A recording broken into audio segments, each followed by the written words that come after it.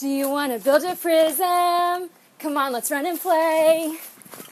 Just find the area of the base, multiply by height, we haven't got all day. It gets a little tricky with pyramids, you have to divide by 3.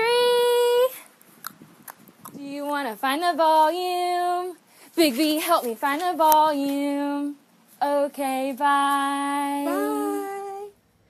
Okay, after a snowfall that you just saw, Miss Usry built a snow prism. The prism had a square base with side lengths of 4 inches and a height of 5 inches. What was the volume of the prism? Let's think back to what Miss Usry said. To find the volume, we multiply the area of the base times the height. We use big B to help us. But what are we going to multiply to find big B? It says it's a square, so that means my 2 sides right here are 4 and 4.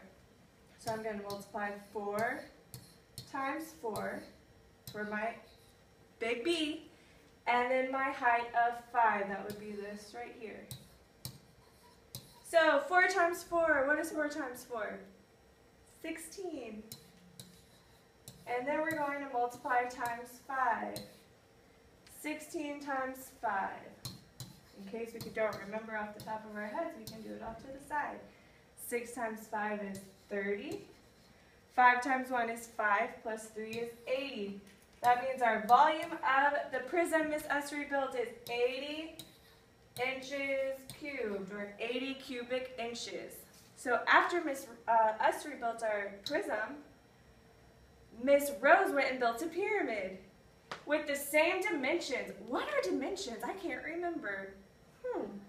I think that might be the length, the width, and the height. So for length and width, I'm going to look at my base, and that would be what our square was. Our square, to find the area of the base times our height. That was our 4 times 4 times 5, which we found gave us 80.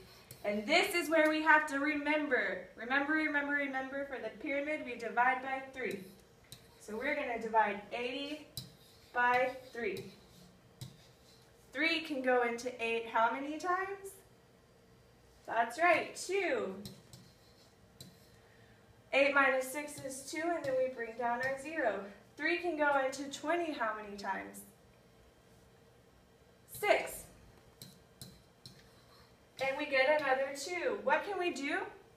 Add our decimal and zeros. Bring down another 0. That's 6 times again. And what kind of decimal do we know this is going to be? A repeating decimal. So we can put a bar over it. Let's look back at our question to make sure we answered it. What is the volume of Mrs. Rose's pyramid to the nearest cubic inch? So we are going to round our decimal. To the nearest cubic inch, our volume would be 27 inches cubed, or 27 cubic inches. You did